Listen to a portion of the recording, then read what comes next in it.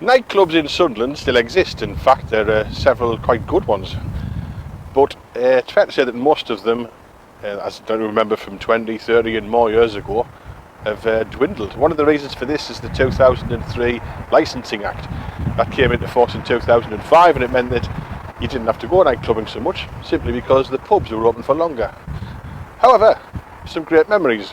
I remember, if you wanted a cheap week, Monday night was in Chambers, Tuesday night was Q Club, Wednesday night was pretty much everywhere, Thursday night the Blue Monkey, and that brought you to the weekend, where you can go out and have a really good drink.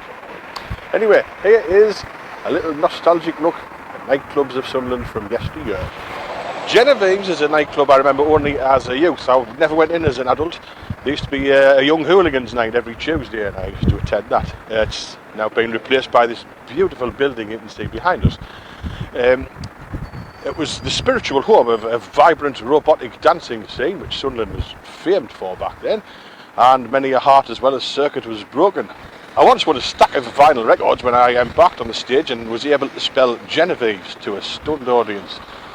And the only one I can remember, I'd never heard of any of them apart from On the Wings of Love by Jeffrey Osborne. I gave it to my Auntie Anna.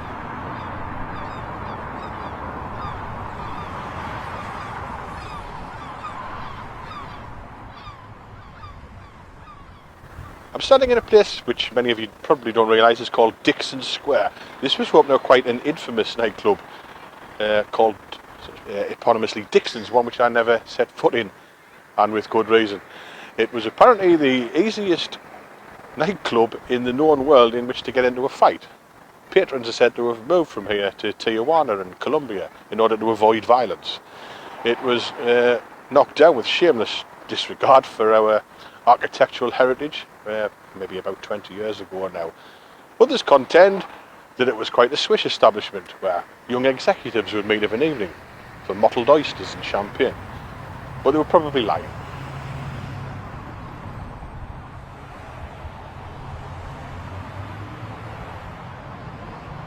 Annabelle's was a nightclub situated originally where Primark now stands, the top of Walworth Way, what is now the Bridges.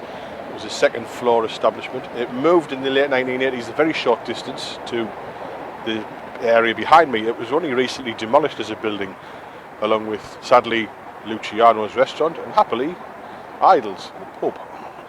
It was an old-style glitter ball establishment and very popular back in the day. You would see the occasional celebrity in there even. Fondly remembered and possibly the best remembered on the list. This was a nightclub with a reputation for attracting a slightly more mature crowd. Indeed, some of its patrons were over 25 years old, which hardly warrants the uncharitable nickname it was given at the time. Really. Nanabelle's. Not very nice. The sign behind me says venue. I really don't know which venue it refers to, but I remember this building being Q Club. Your opinion is at least as good as mine, but for my money this is the best club as was on this list. The music was certainly a cut above, and people who went in there, quite intellectual by comparison, whispered. But I went in anyway. But if we're honest, the main allure of this place was that back in the day it sold shots of spirits for 20 pence. 20 pence. I have to say that even back in the day, 20 pence wouldn't buy you anything then either. Chambers was a nightclub which opened in 1987, although the building is considerably older. Grade 2 listed Victorian, in fact, Hutchison's buildings. It occupied the ground floor and the first floor. Quite a standard nightclub really, but remembered by many for the overzealous use of its dry ice machine. They loved a bit of dry ice in Chambers.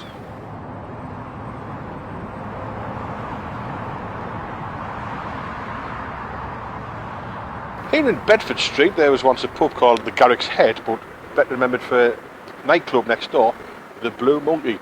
It's quite an historic building. It was built in 1855 as a theatre, the Royal Theatre. Indeed, right to the end it still had a bust of Shakespeare above its entrance outside. It was also obvious that once you went inside that it had been a theatre. Later the Royal Cinema, and then a bingo hall, and eventually the Blue Monkey nightclub. It was a good nightclub. It was a cheap night on Thursday, so that was inevitably occupied by students and studenty music, but it was also well remembered for its rave nights. Sadly, it's probably best remembered for the infamous way in which it all ended. It was the scene of a murder inquiry early in 1992, and in 1994 it was set fire to, burned to the ground and eventually demolished. The fire could have been a lot worse, as there was actually a petrol station next door. It didn't get quite that out of hand. It was replaced by the new Monkey in Pallion some years later, and that closed to the lament of precisely no one.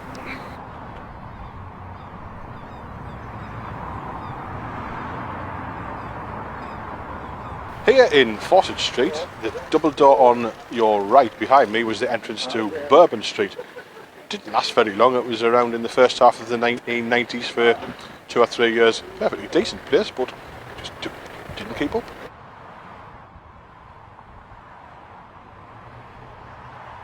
This street, as all the best people know, is Frederick Street. The club we're about to refer to was mentioned, indeed it was the subject of a song by the Toy Dolls.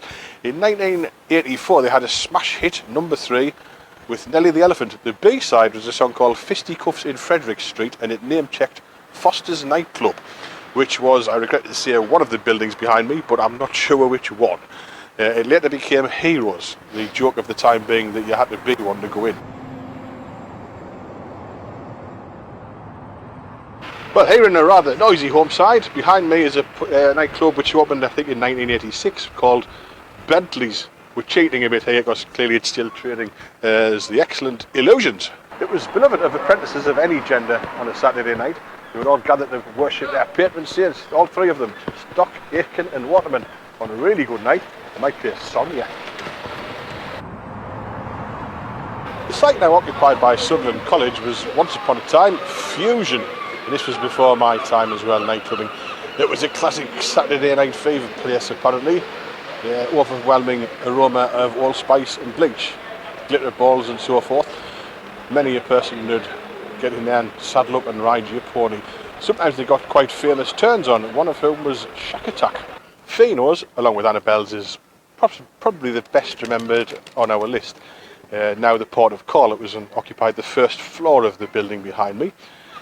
Popular back in the day among footballers, among other people. Footballers then loved only music with a sexy sax in the middle. And there's another connection here to local heroes, the Toy Dolls. They had a smash hit, number 93 hit in 1995 with a song called simply She Goes to Fino's, remembered by people who went to Fino's.